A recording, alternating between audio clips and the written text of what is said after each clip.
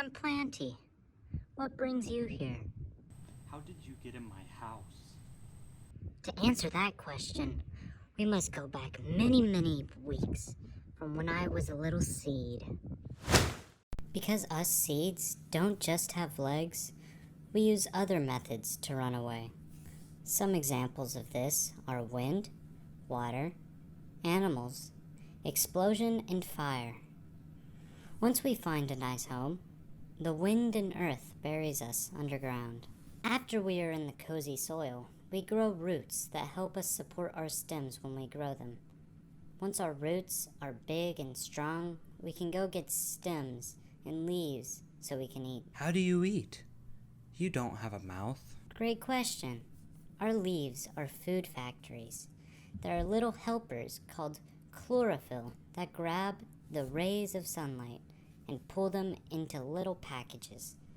These packages, along with water and carbon dioxide, are used to feed us and produce oxygen and glucose, a type of sugar. Wow, that's so cool.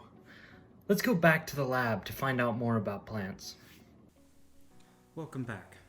So for this experiment, we're going to need celery, food coloring, and a container to put water in. So our first step is put water in the container. Wow, how crazy was that? Next step, we're going to need to choose a food coloring to put in the water. I think I'm going to go with red. So I would recommend 7 to 12 drops.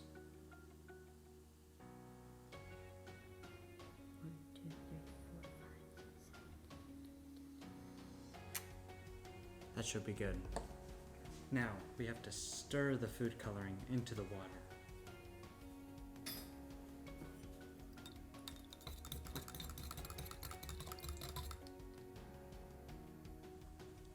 Actually, let's put a little more.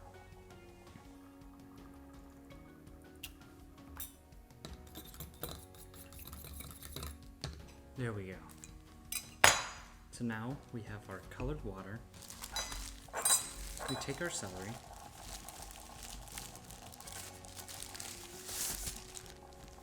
And we break it right at the root. Like that. And all you have to do is put it in the water. Now, this experiment will take 2 to 3 days, so let's do something else while that's happening. While we're waiting for that, let's talk about how the food is transported throughout the plant. The water is first grabbed from the roots and is sent through the stems using these little systems located in the stems called xylem and phylum. Think of them like elevators.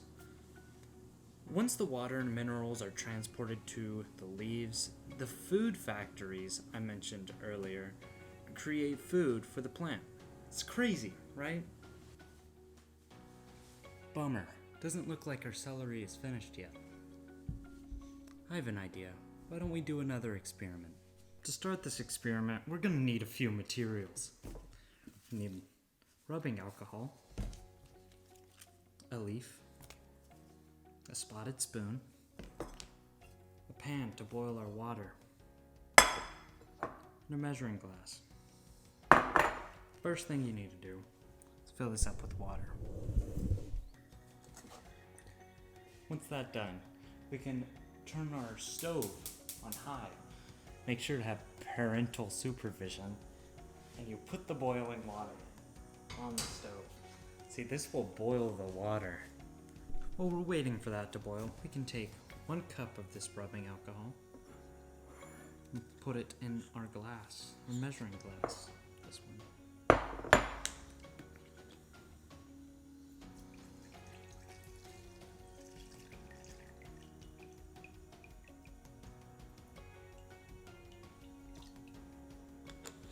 There we go.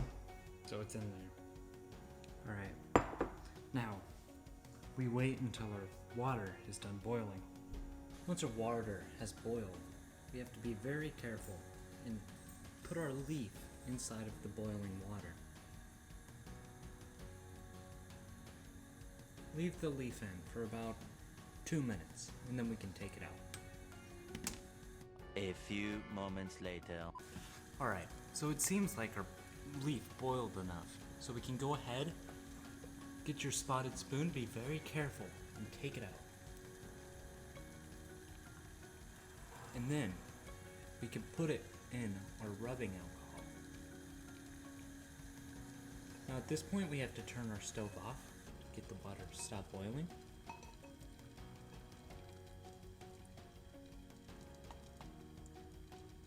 Then we wait a bit, and once it's cooled down just a bit, we put this glass inside of the pot.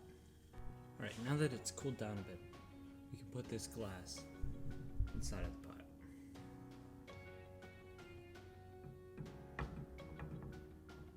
Be very careful.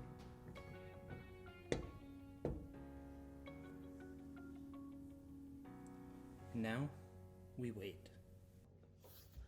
After taking the leaf out, we can see the water is green. This is the chlorophyll in the water. After a few days, our celery experiment finally finished. Here are the results. The reason the celery leaves have a reddish tint is because the xylem that I was talking about previously carried the red food coloring water up into the leaves and through the stems. It's crazy what we can learn about plants in our own household. Well, thanks to me and Planty, we learned how plants make food, how plants transfer food, and how they seed and grow. Thanks for joining me, and stay exploring.